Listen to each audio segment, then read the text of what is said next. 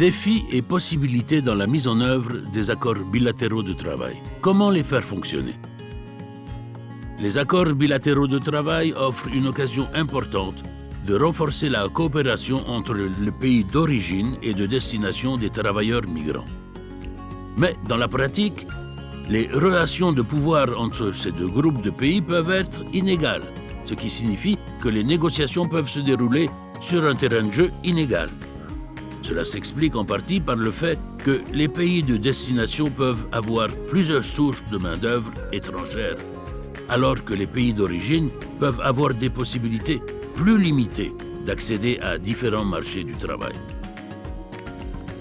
En conséquence, les pays d'origine peuvent se retrouver dans une position de négociation plus faible et avec peu de moyens pour s'assurer que les pays de destination appliquent effectivement des conditions de travail décentes à l'étranger, comme des protections sur le lieu de travail et des contrats de travail équitables. Deuxièmement, la volonté politique de mettre en œuvre les accords peut faire défaut, soit du côté du pays d'origine, soit du côté du pays de destination, soit des deux.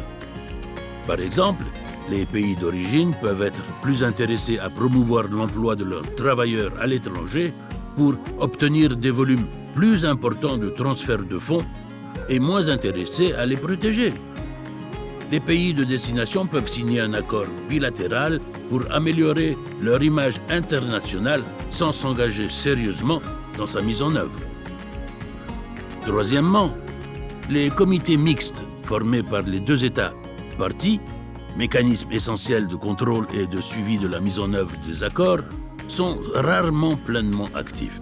Il se peut qu'ils ne se réunissent pas régulièrement en raison du manque de ressources ou de l'intérêt des deux parties à l'accord.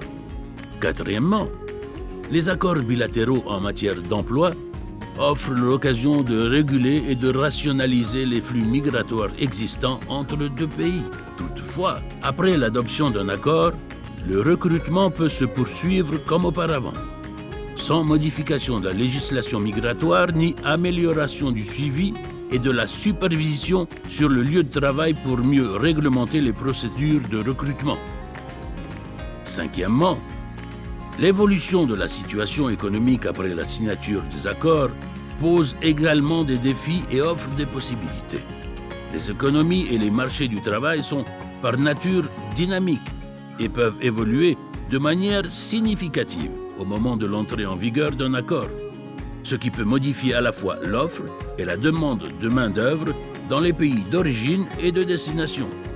Cela offre également l'occasion de modifier l'accord pour l'adapter au nouveau contexte. Enfin, les principales parties prenantes, telles que les employeurs des pays de destination, les travailleurs migrants, les syndicats, les ONG concernées et les agences de recrutement, jouent un rôle essentiel dans le succès des accords. Cependant, ils sont souvent insuffisamment informés des dispositions clés des accords et de la manière dont elles les affectent, ou de la manière dont ils peuvent soutenir les accords par des mesures d'accompagnement. Comment faire en sorte que les accords fonctionnent efficacement? Pour que les accords bilatéraux de travail fonctionnent correctement, les choses ne peuvent pas rester les mêmes après la signature des accords.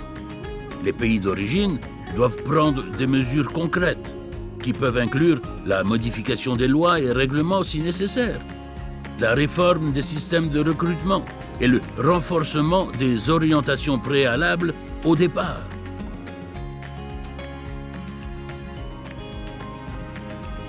Les pays de destination devraient informer les employeurs de leurs obligations et de leurs droits en vertu du nouvel accord, améliorer les lois et règlements si nécessaire, améliorer les systèmes d'inspection du travail pour surveiller les conditions de travail et de vie des travailleurs migrants et les mécanismes d'application en cas de violation, de violence et de harcèlement, notamment de violences sexistes. Les deux parties à l'accord devraient préparer un plan de mise en œuvre immédiatement après la signature et s'y conformer de près. Il est essentiel de désigner des points focaux dans chaque pays pour assurer le suivi du plan de mise en œuvre. Les deux gouvernements devraient également promouvoir la coordination entre les différents ministères et organismes responsables de la migration de main-d'œuvre. Certaines des dispositions de l'accord peuvent nécessiter le renforcement des capacités du personnel gouvernemental responsable et autres parties prenantes pour être mises en œuvre. Une formation spécifique des parties prenantes concernées peut être nécessaire pour s'assurer que les questions de genre sont prises en compte aux différentes étapes du processus migratoire et de la mise en œuvre de l'accord. Une mise en œuvre efficace nécessite également le fonctionnement actif de comités mixtes. Cela implique l'adoption de plusieurs mesures, notamment l'établissement d'un calendrier précis pour la mise en place du comité mixte et la fréquence des réunions, la définition des fonctions spécifiques et l'élaboration du mandat des commissions conjointes, ainsi que l'allocation de ressources des deux parties pour le fonctionnement de ces comités.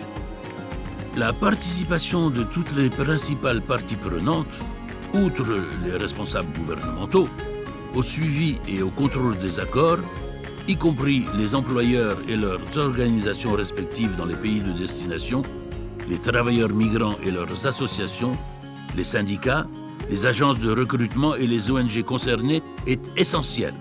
En plus de veiller à ce que le texte des accords soit largement diffusé et compris, ces intervenants peuvent être intégrés au comité de suivi et participer aux évaluations périodiques des accords.